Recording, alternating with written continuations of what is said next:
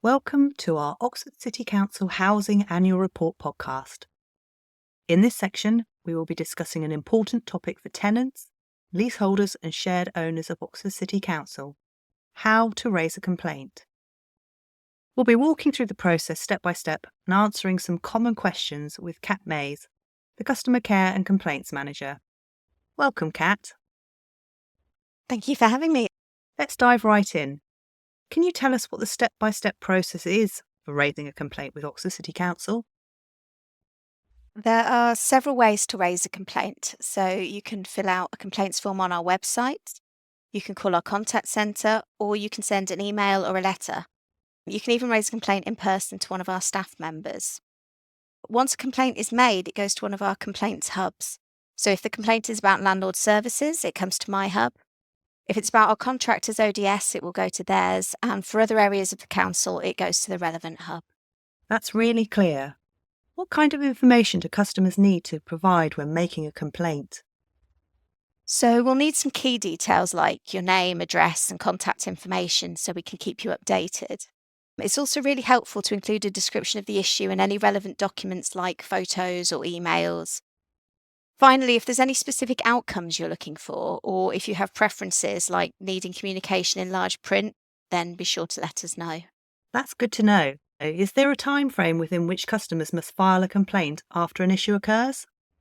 Yes, the complaints about our services as a landlord follow the Housing Ombudsman's Code, so we consider complaints if the issue happened within the last 12 months or if you only became aware of it within that time. If it's been longer than 12 months, we assess those cases individually, but generally it's better to raise the issue as soon as possible so we can address it promptly. What does the timeline for resolving a complaint typically look like? At stage 1, we aim to acknowledge complaints within 5 working days and respond within 10 days of the acknowledgement. If the complaint escalates to stage 2, we have 20 working days to investigate following the acknowledgement. Sometimes we resolve complaints sooner, but if more time is needed, we'll let you know. If any actions are still outstanding, we continue to monitor them until they're completed. That's helpful. How can customers be kept informed during the process? The person who acknowledges the complaint will usually stay as your main point of contact. You might also hear from other staff during the investigation, like area property officers or tenancy management officers, depending on the issue. We'll keep in touch throughout the investigation if we need more details, and you'll receive a letter at the end outlining the outcome and any next steps. Who is responsible for handling the complaints? The Complaints Hubs investigate to ensure independence, and they're working with colleagues from the relevant service areas. So those within the Complaints Hubs assess the evidence, and we're the ones who respond to the resident. What are the possible outcomes for a complaint? A complaint can be either upheld or not upheld. If there's been a service failure, we'll offer solutions to put things right. This could be changes to processes, repairs, compensation, or simply an apology. If we can't offer what's requested, we'll explain why and provide an alternative way forward. And if someone isn't satisfied with the resolution, what can they do next? If you're not satisfied with the stage 1 response, you can escalate it to stage 2. At stage 2, we review the original response and any outstanding issues. If you're still dissatisfied, you can contact the Housing Ombudsman for support or advice, although they won't begin an investigation until our internal process is complete. What are some of the most common types of complaints that the council receives?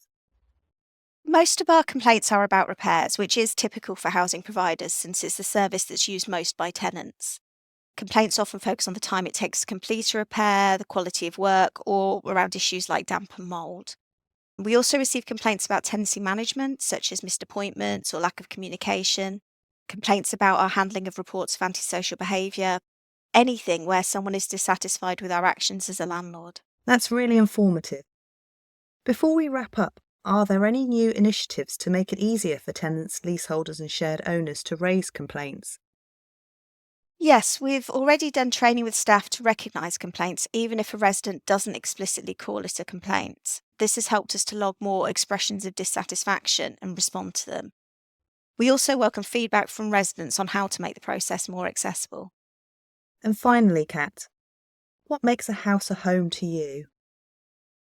A house is just a building. It's the people and the lives that go on within it that make it a home. A home is somewhere that you should feel safe and secure. It's one of the fundamentals in anyone's life, and it's why it's a privilege to work in housing. Thank you so much, Kat, and for breaking this down for us today. It sounds like Oxford City Council is working hard to ensure that tenants have a clear, transparent process for raising complaints. Thanks for having me. It's really important to us that tenants feel heard and have an easy way to raise issues. And thank you to our listeners. If you'd like more information on how to raise a complaint or need support with the process, be sure to visit Oxford City Council's website or contact their customer care and complaints team.